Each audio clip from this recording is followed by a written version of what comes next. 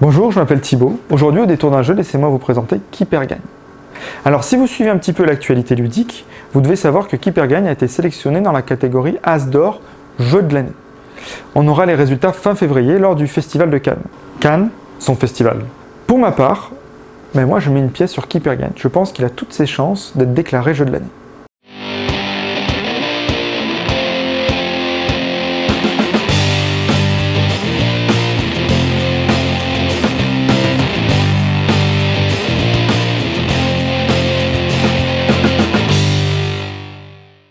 Qui perd gagne est sorti l'année dernière, en 2015. C'est édité par Le Scorpion Masqué, est une sympathique boîte d'édition québécoise, et donc francophone. C'est un 3 à 8 joueurs, et c'est annoncé pour des parties d'une demi-heure. Ce qui est tout à fait le cas. Je ne suis pas fan de tous ces petits jeux où il faut trouver des mots ou taper le plus rapidement possible sur un buzzer. Lui, il va pécho, et lui, il va pas pécho. C'est un peu vrai. Pour autant, ce que je me suis dit, c'est j'ai peur que le jeu soit un peu bébête. Et puis, on m'a expliqué les règles. Elles sont ultra simples, et simplement courte. La mise en place est extrêmement simple. Le jeu contient 300 photos, on en prend 11 au hasard, on les place au milieu de la table, on les numérote de 1 à 11, et on distribue à chaque joueur des cartes numérotées également de 1 à 11. Alors pour ceux qui captent vite, vous vous êtes dit, tiens, il y a peut-être un lien avec les numéros. Le but du jeu est extrêmement simple. Avec ces cartes, chaque joueur va réaliser 5 paires. Une fois que le sablier arrive à 0, chacun retourne ses paires et on les compare.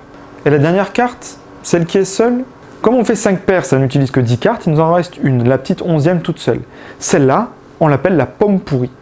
On fera des points s'il y a d'autres joueurs qui ont la même pomme pourrie que nous. C'est beau tout ça, mais comment on marque des points? Pour chaque paire que tu vas faire, tu vas marquer des points si d'autres joueurs ont fait les mêmes paires que toi. On est donc en présence d'un vrai bon petit jeu d'ambiance. Il est court et jouable à plusieurs, sans compter qu'il n'y a aucune longueur durant le tour, puisque tout le monde joue en même temps. C'est quand on retourne les paires que tout le jeu prend sa dimension. Tu te retrouves à avoir la même logique qu'avec d'autres personnes et de découvrir que déjà on fait vraiment n'importe quoi. Allez les gars, on s'en fait une mini vite fait. Pour la mini, je n'ai pris que 5 cartes et chacun devra faire 2 paires. Moi j'ai fait dans la logique. J'ai mis le canard avec les œufs et après j'ai mis les aliments du petit déjeuner. Le faux plat avec le bacon et la pizza. Ultra logique, c'est sur fond blanc et ça se mange, c'était obligé. Mais non, l'œuf avec le faux plat et le chorizo avec le cochon. Non, mais non, les gars, regardez.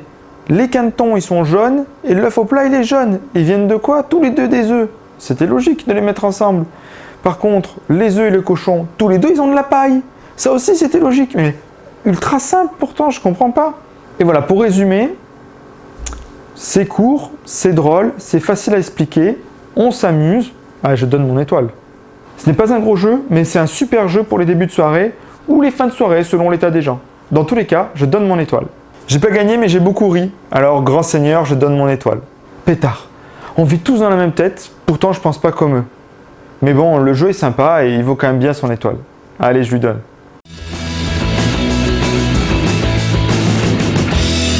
Je vous donne rendez-vous fin février pour le Festival de Cannes. J'espère que Qui perd gagne sera l'As d'or. Et d'ici là, amusez-vous.